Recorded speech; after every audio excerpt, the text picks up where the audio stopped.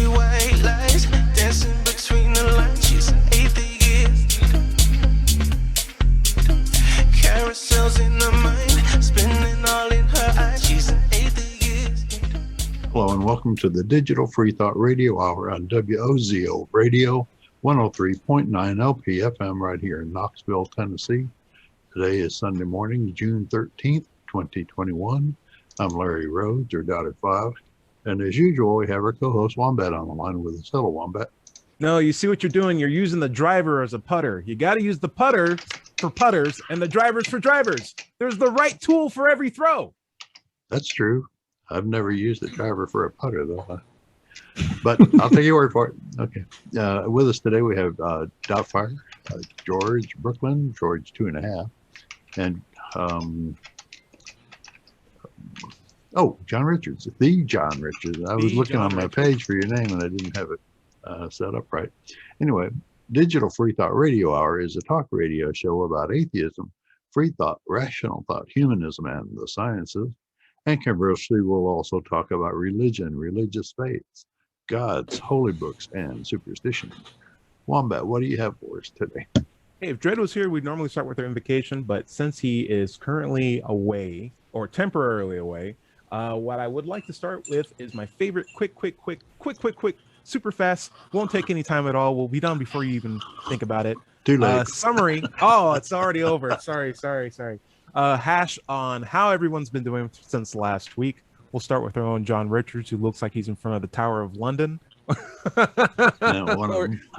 the castle? Yeah. What's the castle behind you, and how you been since last time we spoke? One of the gatehouses of Arundel Castle. Which Wow, not far very from cool. No. Very cool. So, how you been? The bit in the back is the castle itself, the tall bit. Yeah. Nice. I've been fine, thank you very much. No serious inconveniences to report. No serious inconveniences, though I heard there's a story about cooking going on right now. What was going on with that? Well, very often I'm required, it's my turn to cook on a Sunday. But there's one thing that did happen since we last met, which is I had a birthday. I'm not telling you how old I am, so forget that. Don't ask that question. Happy birthday. Happy birthday. Thank you. It was Friday. So since I had a birthday, they cooked for me, and I had, cake and candles to blow out and stuff. And that meant that instead of having a normal Friday takeout, we had takeout last night and we ordered too much. So we're eating it again tonight. I don't have to cook. Very fantastic. Yeah. I kind of enjoy the process of cooking too. So if you want to cook for your birthday, I think you're old enough to go for it. You can, you can do whatever you want. You can do whatever you want. But happy birthday. That's great to hear from you. Thank you. Scott, how you been, buddy? What's going on in the music scene? Music scene is exciting right now. Today I'm gonna go perform on a yacht. Shoot. Yeah, nice. out in the place called Crab Island in the Gulf of Mexico. Whoa, so it's gonna be fun. Okay, so you've been giving me some synthesizer advice on I've been looking at a microKORG. If you guys don't know, it's a keyboard, but it's got like basically a calculator on the top, just a bunch of buttons and knobs and dials and stuff. And I got to be honest with you, when I first heard like electronic music, it all kind of sounded the same to me. I didn't know what I was listening for. And now I realize that it's not so much like the bass music in a sense. It's more of like the tones that are being chosen, the sounds that are being crafted, and like that's the craft behind it. And now I'm beginning to appreciate it a lot more. So yeah, thanks for opening up my eyes to that. What's your set going to be like? Oh, I'm gonna play a few of my own tunes. It's gonna be kind of like it's gonna be an EDM. It's supposed to be an electronic dance music party, so it'll be like DJing. So I've got a little DJ setup, and then also all my equipment, like my drum machines and synths and stuff like that. I'll be playing live. And so is it a one-man show? Like, are you just like a one-man show? Yeah. Nice. Yeah. You got to live stream that, or at least have some sort of video record documentation of that. Help us get out. I know that'd be great. I'm trying to get my sister to come. She's got a better phone than I do. My phone is really junky. I need to get a new phone since if I'm going to start doing this kind of stuff. Yeah, that'd be cool. Okay, cool. Is your kids getting into it? Yeah, I'm gonna try to get them to come on the next one if I can. We're supposed to be doing them like every other weekend, and they want me to be there to do it. So my kids want to come along, and they can't do it today, but they want to jump in. They'll probably do it maybe next weekend, hopefully. Sure. Yeah, if you start them now, they'd probably be your vocal gateway moving into the future. I can see Maybe that. my little dance crew.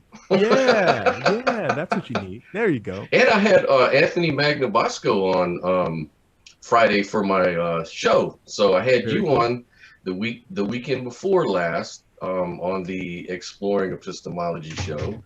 And that's on then I YouTube? interviewed you. Where can we get these shows, or what's a place that we can access these interviews that you're doing? So go on YouTube, and it'll be the Borg Skeptic channel. The Borg? In my particular Borg show. Skeptic or Borg? Yeah. Borg, like the Borg in Star Trek. Borg. Okay, You will be got assimilated. Yeah, exactly. So, yeah, go to that channel on YouTube and then look for Exploring Epistemology with Scott Williamson, and that's where I'll have all my interviews, and I'll be doing SC next week with a priest, Elmo. I think we had Elmo on this show one time. Yeah, we've had Elmo in the past before. That's where I met him. So yeah, cool, nice. George, happy. Yes. You looking great in that sweater. It's so many different mics in your house. I think we've lost count by now. Well, how you been? They're all lousy. They're all terrible. To be honest, That's why I'm back on this. I like that one. Yeah, that one's pretty good. As you all know, I've been having an awful time trying to get connected through Zoom, and I'm not sure what I did to achieve success this morning, but there was a change in one of the menus that I was presented with, so I took it, and you know, some of you know, I use the Linux operating system, and Linux is like a Tower of Babel. It's not like Microsoft or Macintosh where, you know, there's sort of one unified pipeline for everything. This is Unix is a free for all. Yes. And there's 2,000 versions of it, and you can go down the rabbit hole easily. Yeah. I've found, and so all I can say is I'm still struggling with it, and I achieved some success this morning, and I don't know what I did, and this is so maddening. I'll give you some props. Go ahead. You're using Linux, maybe even Ubuntu or something like that. I can't get my mom to basically know how to end a phone call. You know, just to like the red buttons. Like, how do I hang up? This makes no sense. It's a brick. It's a big glowing block. How do I hang up this phone? It's like, so good on you. You're leagues and above. Like, you're probably in the top percentile of most people who have computers being able to do. Well, you see, I used to be when I lived in the Windows world, and you know, I came at this from DOS. Oh, you know, shoot! Yeah, in 1984, and I have been very computer literate. Nice. There were in the Microsoft world, but now I'm in Linux. I'm a baby. I don't know what the hell I am doing. You know, it's always very frustrating. Command line. Is it command line or GUI? No, I'm not using the command line. I'm just using the visual interface. I use the command line when I'm in real trouble and need somebody to help me. The shell, yeah. Okay. Yeah. Cool. Larry, you used to be a computer dude way back when, right? Right. Programmer. Nice. Did you ever play around with Linux? Did you have a good time with it? Well, the only time I ever used Linux was when I got into the Blackberries, the Raspberries. Oh, the little computers. Yeah, the little computers are like, what, $100 for a kit, and you can load Linux on it and run all kinds of software. But it was basically for entertainment modules, you know, showing movies and listening to music, things like that. So I didn't really have to use cameras or microphones or anything, but it worked really well for that. Not bad, not bad. Did you ever use the Linux kernel called the Holy Book? No, do that. Never did. The one that says there's no command line. You just have to worship it without question. And praise. You as pray long as you instead of do using A a lot of praise, yes. As long as you do that, all your files are safe. But if you don't, it's gonna come and get you. It's gonna come and get you, and it'll and maybe burn all get my files. They'll burn all your files forever and ever and ever and Yeah, ever and ever. yeah. You'll suffer for all of eternity. But not if you worship it. And I think that kind of brings us into kind of what I wanted to talk about the show. I'm gonna do one quick summary of what I was up to before we jump into it. I'm getting into disc golf, not so much like becoming like a fanatic about it, but I did do my first 18 holes or poles or whatever you want to talk about yesterday, and it was really, really fun. Yeah. I can tell you this right now. I did not expect to enjoy it. I saw a YouTube video that was like 4 hours long being like disc golf, and I'm like, I'm not watching that video. Yeah, like, is that like frisbee golf? It's like frisbee golf. It's exactly that. And I'm Okay. like, I'm not going to watch this 4 hour long video. Next thing you know, I'm watched 3 of them. I'm like, my whole weekend's over. And I'm like, how did this happen? YouTube algorithm. How am I? And then next thing you know, Amazon has your shipments ready. I'm like, what do you mean my shipment's ready? There's disc golfs in here. What's going on? So it's been a love affair. And I'm having some fun going outside. Good exercise. Yeah, and enjoying being outdoors Outside. again since COVID. Yeah, it's been wonderful. It's been wonderful. Guys, got a chance to go outside, do it, because you know we've been locked up for a while. Right. But I'm not worshiping disc golf. So I wanted to talk about a quick story from old book. I don't know if you guys heard about it, but it's called the Bible. It's kind of popular. Heard of it. Yeah. Are you sure? Are you sure? Should I do like a rundown on it? No, I don't think so. No. Okay. So there's a verse in the Bible where basically Jesus is starving himself for 40 days and 40 nights or something close to that. And Satan comes and visits him and is like, hey, Jesus, you don't have to do that. If you worship me, I will give you, like basically all the kingdoms in the world and all their glory. I'll give you all those things if you just fall down and worship me. And Jesus says to him, away with you, Satan, for it is written, you shall worship the Lord your God, and him only you shall serve. Technically talking about himself too, right? Yeah. But then the devil heard that and he's like, okay, and he leaves. And then next thing you know, the angels from God come down and administer to Jesus in his ailing moment. But I thought that was a great, and I'm doing a quick disclaimer here.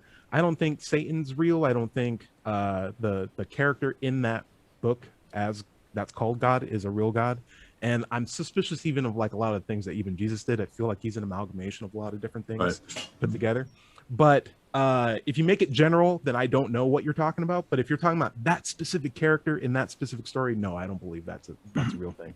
But I do think that it is a great example of a supernatural being taking no for an answer and being cool with it and just disappearing. And to get that from Satan is kind of like an ironic sentiment, because here you have Satan being like, you don't want to worship me? Okay, cool. See you later. Whereas if you did that with Jehovah or like the main God, he's like, well, now let me punish you for all of eternity. And it's very scary, or not scary, but startling recognition on my part that one of them asked to be worshipped with the intent of, if you don't do it, I'm going to punish you. I need you to worship me.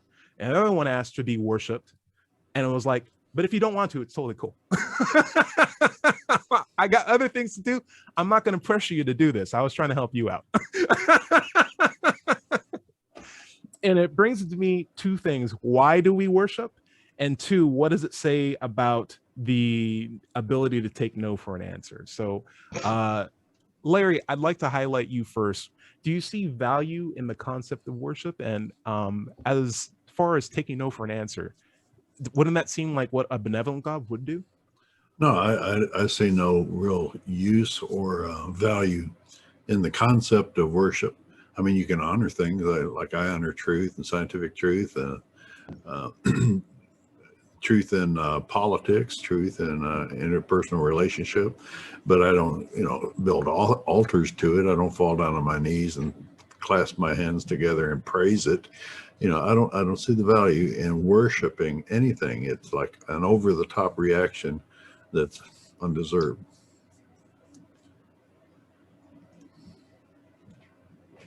Sorry about that. That's a great answer. And then what about the idea of like, hey, if you're a benevolent God, is it okay for you to take no for an answer?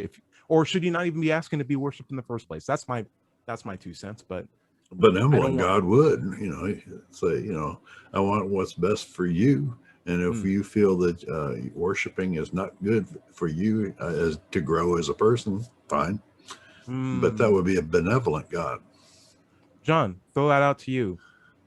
Yeah. What would you anticipate as an answer if a benevolent God had to consider asking its creations to worship it? Would it go through the process of asking it and punishing them if they don't, or is there something that my limited heathen mind can't comprehend at this moment? Well, punishment doesn't sound at all benevolent to me. So I think we have a contradiction right there. Okay. You're a benevolent parent. What happened? What happened the last time you asked your kids to worship you? How about that? I got roundly ignored, I think. But the thing is about this, I've got an old friend who's very religious, and he was brought up in one of the more obscure Christian sects, Plymouth Brethren or something like that. And the other day, I haven't seen him for some years, but I was chatting to him and I said something vaguely disrespectful towards the Christian God. And he said to me, bend the knee. Did he do it in an English accent? Because that'd be fantastic. I might actually do it at that point. A northern English accent, Liverpool. Bend the knee. Nice. I love it. And I was quite astounded, really, because I hadn't seen him in that mode. And so it was quite novel for me. But worship, no. It's my feeling is that this comes about because of the context. I'm going to use what is frequently a theistic trick and talk about. You've got to consider it in the context. Talk to me in context. Yeah, I'm open to context. Give me some context. Yeah. Drop some context bombs on me. This particular religion was invented a few thousand years ago, wasn't it? Sure. At the time, there was less civilization than there is now. Absolutely. And what ruling there was being done was done by force. There were a few warlords with big swords, and they were the boss guys, and they insisted that you should be submissive towards them, right? Or they really did punish you in some very severe way. It was an effective system for sure. Yes. So I suspect that since that's when these religions were created, they incorporated that scenario, that the way life was then. And if you're expected to bow down to your warlord, then surely the biggest warlord of all would expect you to worship him. That's the sort of reasoning I'm coming to here. Well, help me out with the history. Why then do we have terms like benevolent God, or God that loves you, or God that accepts you just the way you are, or kumbaya, or the loving God? Like where did this, happy-go-lucky, everything's cool, but you still got to worship me? That's the fine print. Where did that God come from? Because it doesn't seem like to be the one from Old Testament or like black and white New Testament. Do you know about anything about that? I think it's a marketing ploy. It's the carrot and the stick, isn't it? Yeah. Well, when you realize that the stick doesn't work for everybody, let's throw in a few carrots. This is a loving God. This one is loving God. The fact that he only loves certain people. Yeah, there's that too. His chosen people. And he doesn't seem to care about, for example, babies that are born with a genetic defect too much. That you've got to gloss over that. Sure.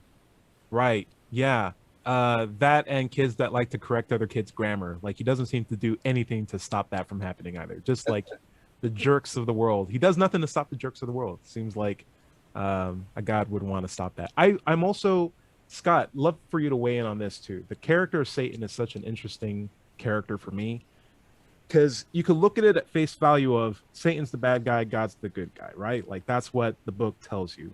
But in literally from chapter 1, Like if I didn't know anything about these two characters and I had to pull facts out of a hat, the fact that I pull out where it's like character A drowned all of humanity, and including all the babies, and impregnated a woman in Mesopotamia Bronze Age, and expected her to figure out her own father situation as if that was like a suitable thing to do, or literally feeds people to lions, or sacrificed his son in the most tortuous way possible to forgive other people for rules that he himself created.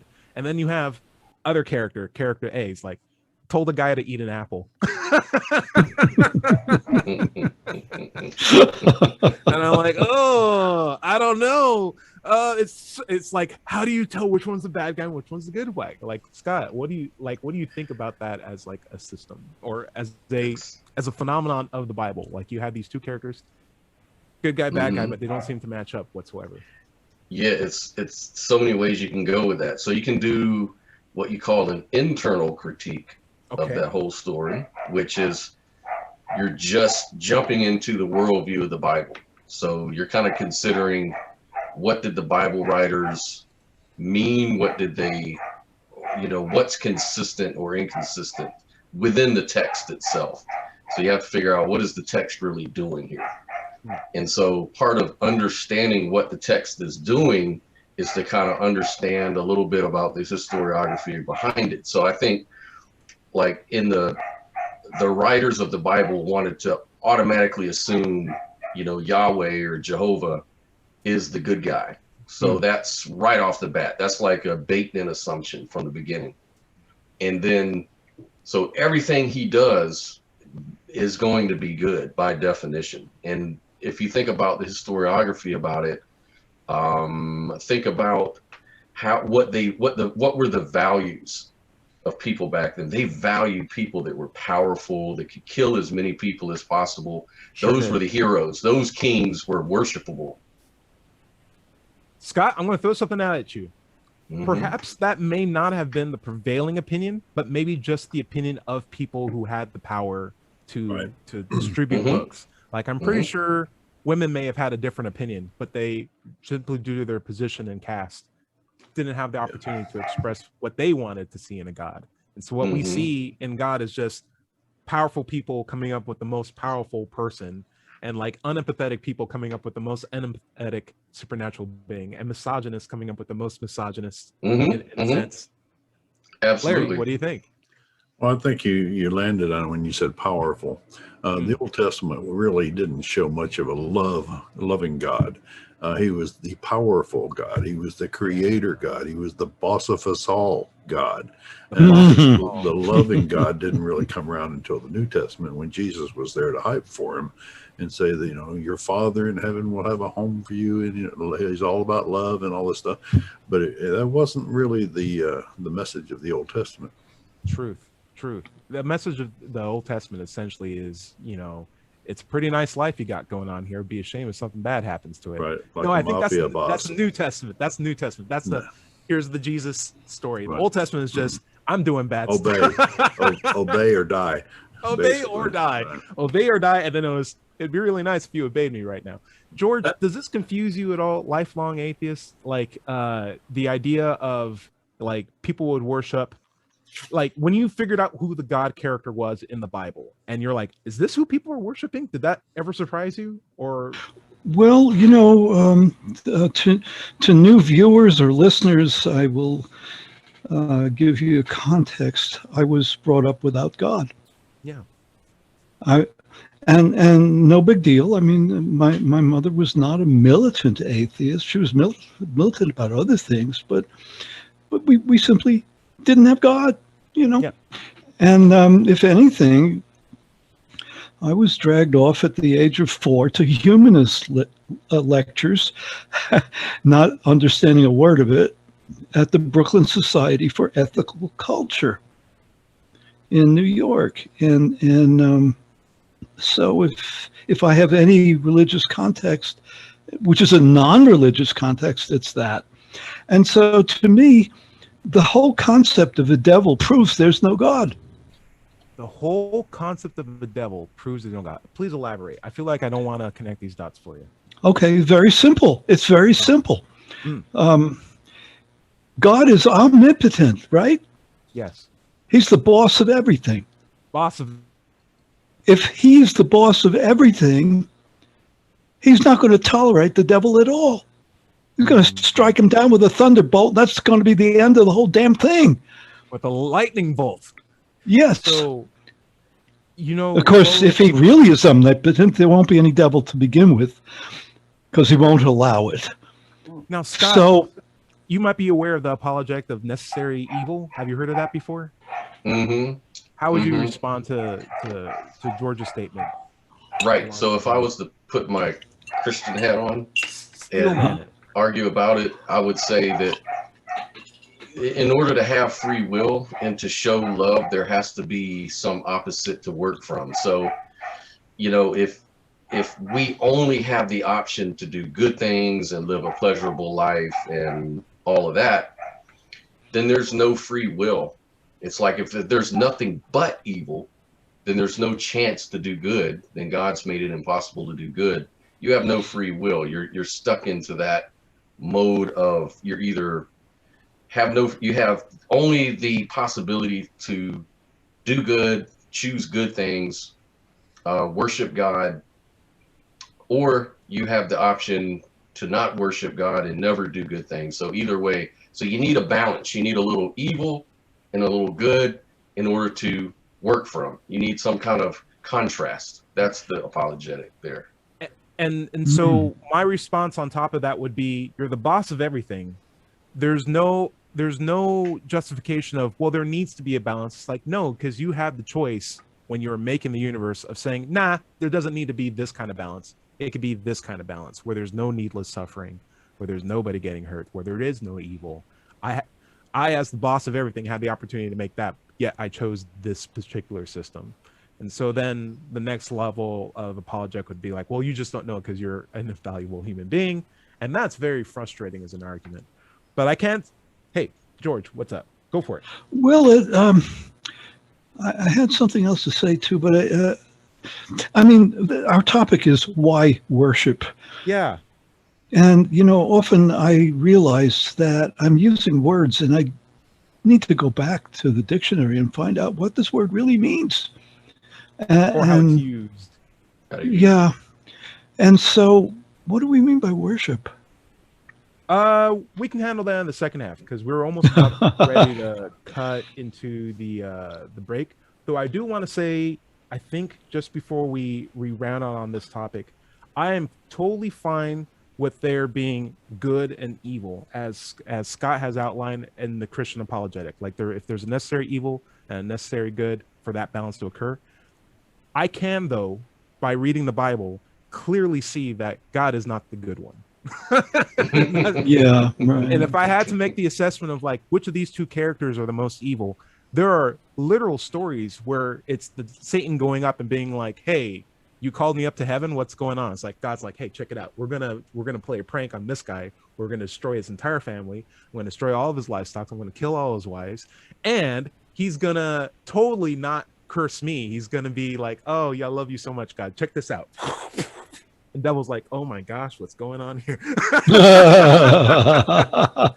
You won, God, good job. It's like, yeah, now I'm just gonna give him some new people. Like there's your new family. All right, we're done, go back to hell. I'm like, that is such the evil guy. That's the evil one. That's the evil one.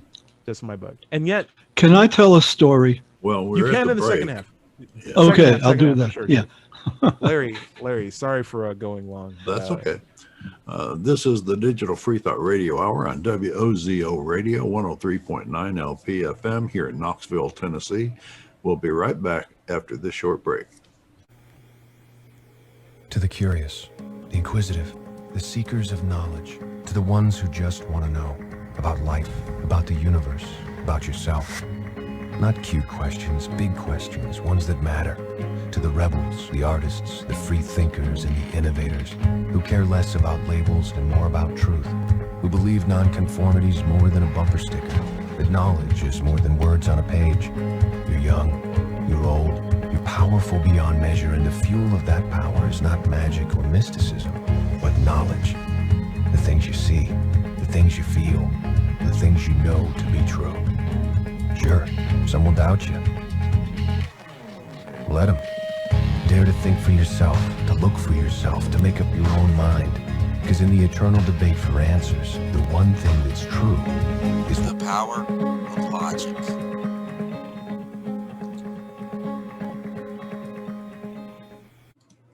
Hello, and welcome back to the second half of the Digital Freethought Radio Hour.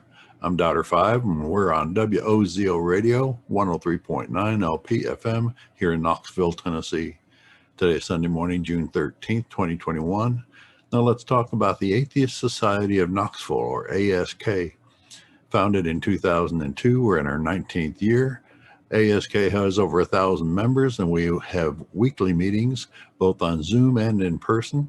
The person meeting takes place at Barley's Tap Room and Pizzeria in the Old City every Tuesday evening after work and goes until about 8 o'clock.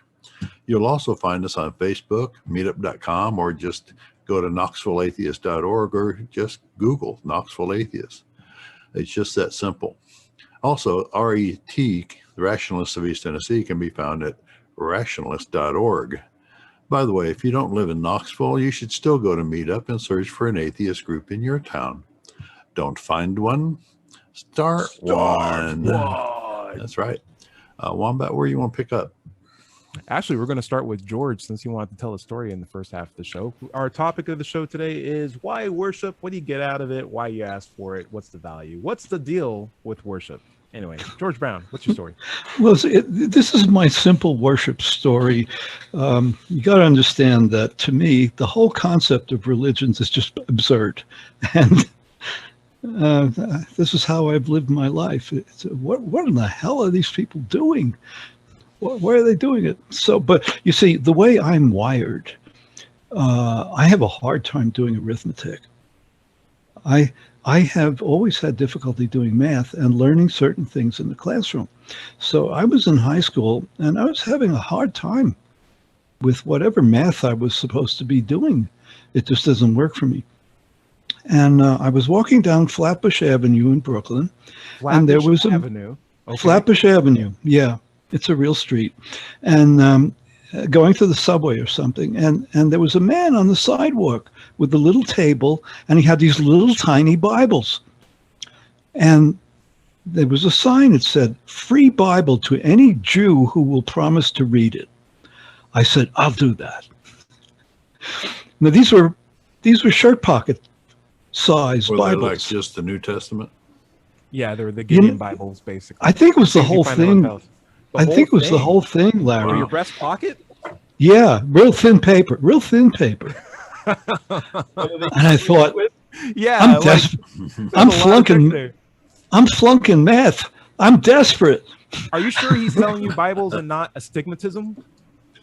Well, so I got this Bible, and I start opening it up. I think I'll pray to the Bible, and maybe I'll pass math, And so I prayed and I prayed and I prayed. I'm sorry, guys. I knew it was going to happen sooner or later. I knew it was going to happen sooner or later. We have to edit this, guys. Yeah. Anyway, I prayed and nothing happened. So that's the sum total of my worship. I'm done.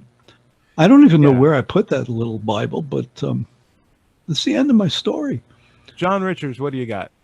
Well, we've been talking about worship, and you mentioned misogyny, I think. Yes. And it struck me that worship is almost entirely a male thing, isn't it? It's very sexist. Oh, geez. In the grand scheme of things, a man only ever asked for worship. So yeah. Well, there are plenty of Roman gods that are goddesses, like Diana and Aphrodite and Freya. Absolutely. Freya, I think, was Norse, but there are a lot of them in multi-god.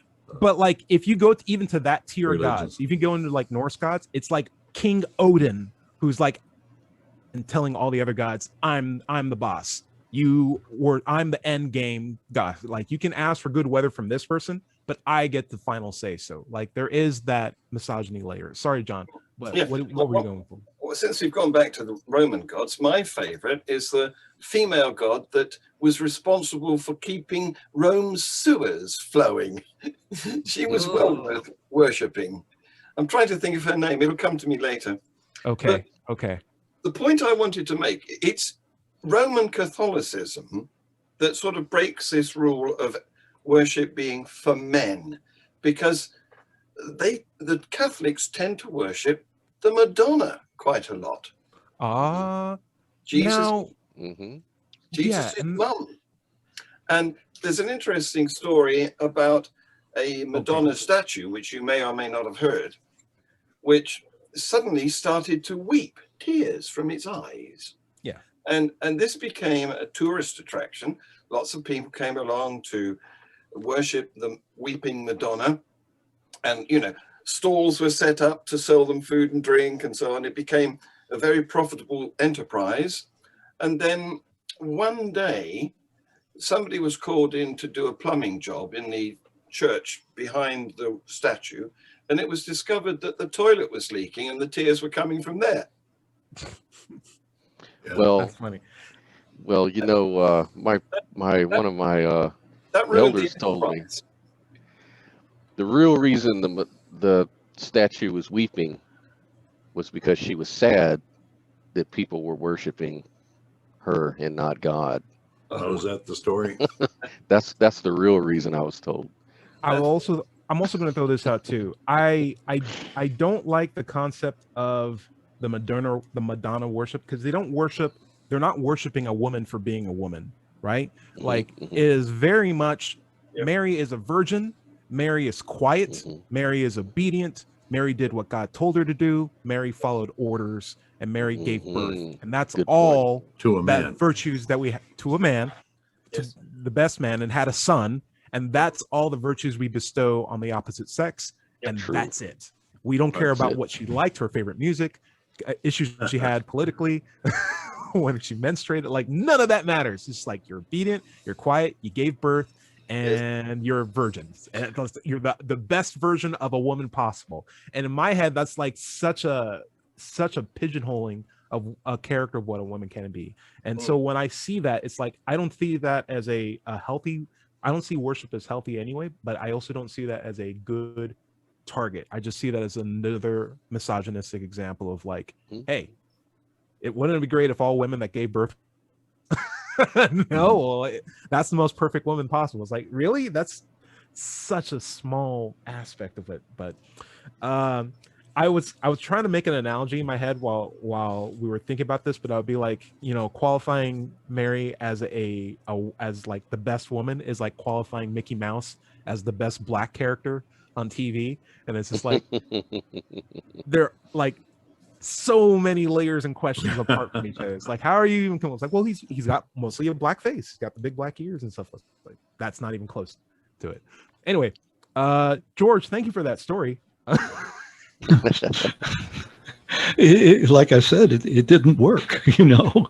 I still can't do arithmetic. All I have to do is say praise Jesus for calculators. I mean, so I'm going to go back to another story with Satan too. Like, the whole idea of Satan was that he was sent to hell, but he was more beautiful than God, and God got upset about that, or essentially, right? Is that the story?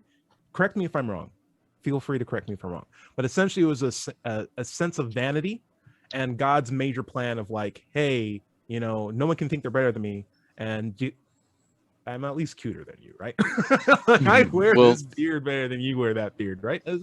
It goes back to, what do we mean by worship? And, you know, when you look at the Bible, what did they mean by worship? And it was very, very much a vain type of concept, because the other word for worship that was synonymous with the word worship in the Bible was glorification. So like 1 Corinthians, I think it is 10:31 or whatever. So whether you eat or drink or whatever you do, give all glory to God. Do it all for the glory of God. And so God is a jealous God, and he doesn't want you giving that glory or worship to other symbols, you know, because he's jealous. He wants all that to himself, you know, it's vain. And I feel like it's more of like insecurity. Like, if you told me, hey, plot twist, the God that we've been worshiping, or God of Christianity, is actually the God of insecurity this whole time, I'd be like, it makes sense. It makes a lot of sense. And someone just gave him the keys, and next thing you know, he's just turning all the keys and being like, worship me, or I'm flooding this, or I'm burning this village, or I'm turning this lady into salt, or it's like, wait, did you say turn a lady into salt? I'm turning a lady into salt.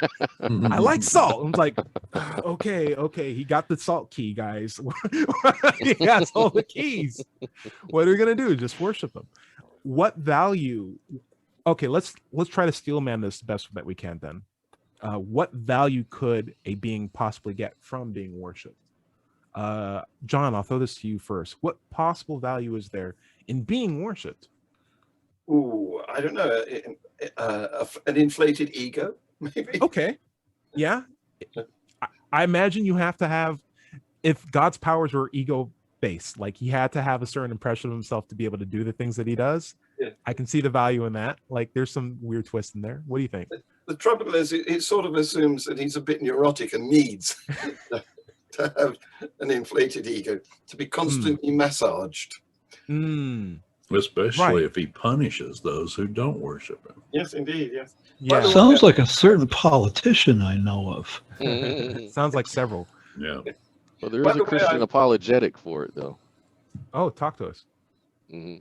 So the Christian apologetic for why should God be worshipped?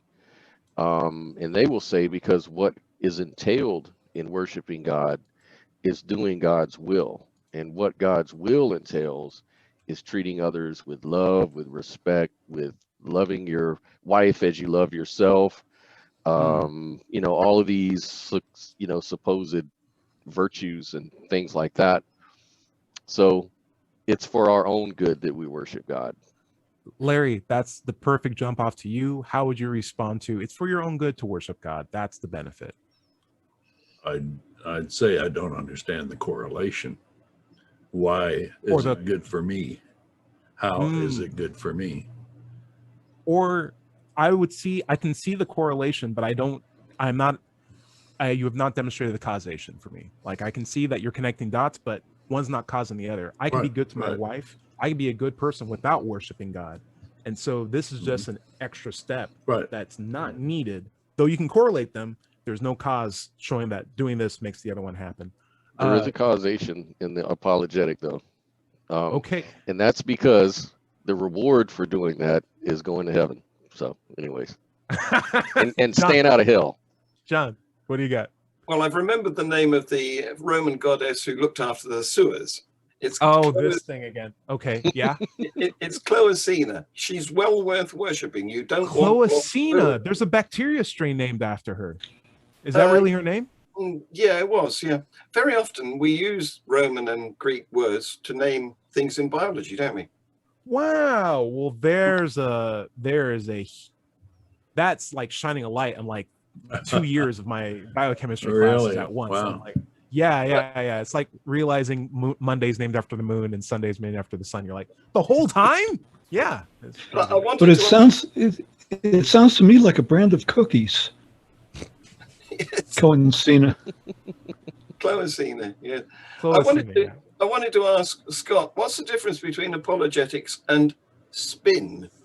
Ooh. Yeah, there's no difference. I always like to put it this way, and this is pretty sarcastic, but I think apologetics exist to make believers not feel stupid. Oh man, that's the best quote for today. Scott, you got the best quote for today. You got to put that in the song. If you played an entire electronic set and end on that phrase, apologetics exists so Christians don't think they're stupid. That's so mean. Not just So Christians, though. my face is frying. It's so good. Religious. Religious. Yeah, people there's in general. I feel like apologetics also exists for people to have an excuse not to think about what they believe, because we know the result of what happens when you do that. People become more skeptical, and it tends to be the case that the more skeptical you are, the further away you run from religion, and people don't like that. So what's the best thing that they can do is they can say, oh, these answers have already been solved. They're in a book or they're in a YouTube video. You don't have to see the YouTube video. They exist. So just keep doing what you're doing. And if you ever do want to see them, you can, and you can see them and you can read them, and they feel good. They feel like they make sense, but they're not engaging you to think about the process of how they came up with that conclusion. They're just an explanation, not an answer. Well, they're just an answer, not an explanation. George, Take yourself off mute. Come back. Yes. I've been thinking about this a lot. To me, living here in the Bible Belt is a very confusing experience.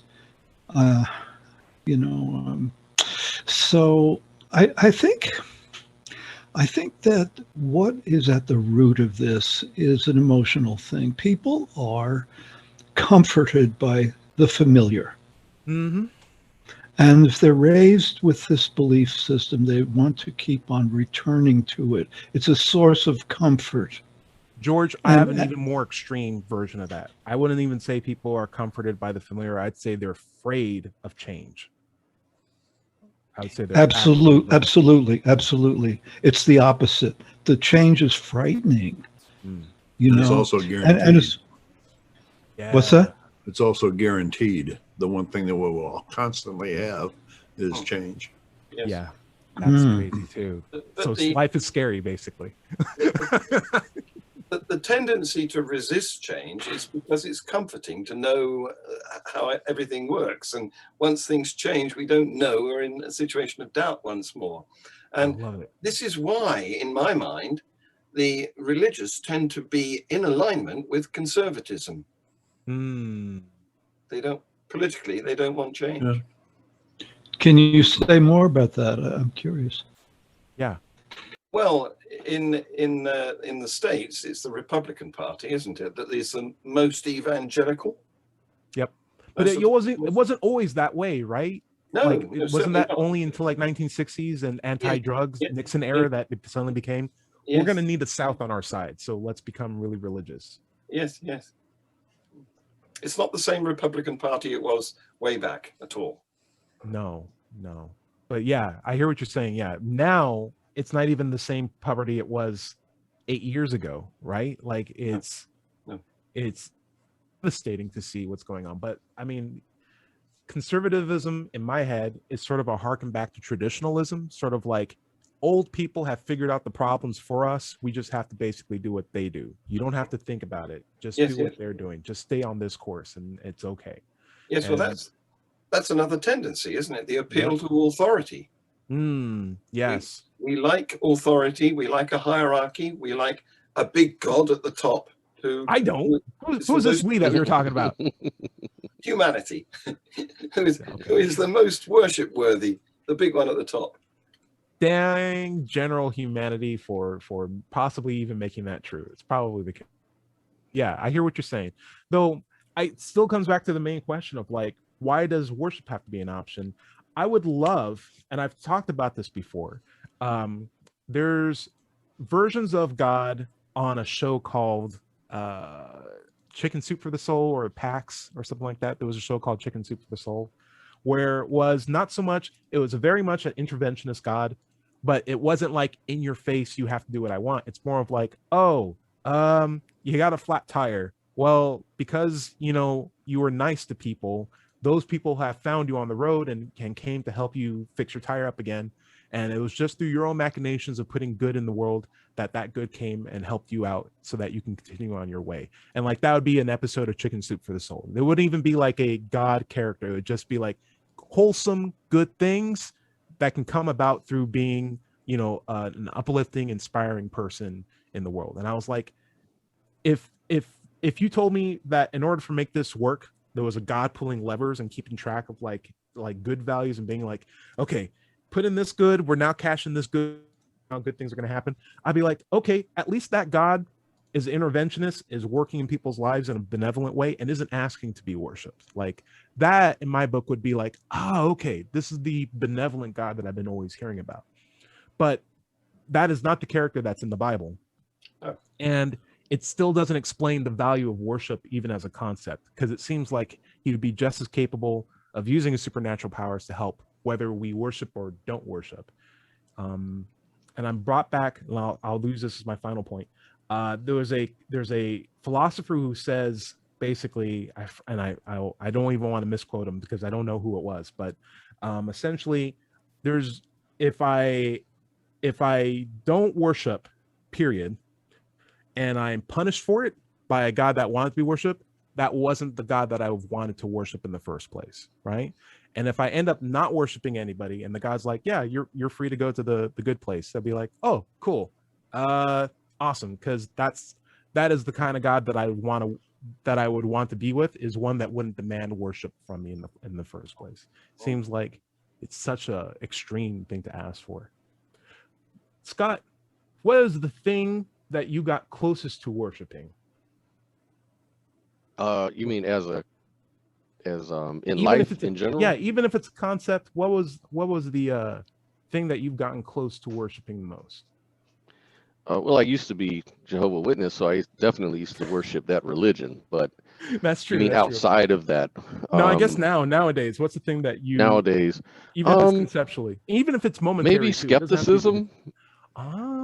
Maybe I worship that. I think it can be. It can almost be, and I notice a tendency in myself to where I've become so comfortable in embracing of not knowing things and being skeptical about things that I almost want to not know things and want to not and be skeptical about things. Like, just there's a side, and I have to keep that in check. Like, I have to always watch it, because I might be acting on cognitive bias just like anybody else. So, but yeah, I've seen myself go down that road. Nice. And I wouldn't even say you worship it. I just say, like, that's the thing that you can get a lot of, I would say, positive returns from when you invest time into it. So that's a good trade-off. John, same question to you. What's the thing that you found that you not worship, but get as close to possible? And it can be a thing, a person, even if it's temporary, like a good song that you heard for like 3 minutes, and you're like, no, I'm going to go off to the next thing. What was like something where you were like, that was it? Eric Clapton. I'd love to. Eric Clapton. I'm surprised you said him. Isn't he American?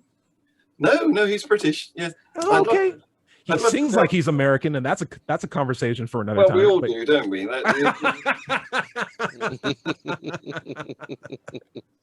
Okay. I'd love to be able to play the guitar like him. He used to be known as God of the guitar many years ago. Yep. Yeah, I aspire to his skill as well. Yes. Yeah, but it's worship is an anathema to me, because I'm a retired science teacher, and we don't have any respect in science. We don't have any respect for people at all. We have respect for ideas, and we're willing to challenge any person, no matter how high up the hierarchy, if we think their ideas are faulty. Yes. And that's how you know science works, because it's constantly just prove indeed. it. I don't believe it. No. Worship is not part of my oeuvre. So it does sound like you have an appreciation for the scientific method, if anything. Like, along with Eric Clapton, scientific method is also like, I will go to bat for this. I'll fight for this. Yes, I'm in the same boat. If there was a conference where it's like, we're going to decide whether or not, I'll tell you quickly. When I went to Kentucky, I went to the textbook center to see what the University of Textbooks had said about biology, just as a lark, and none of them were good in terms of describing evolution.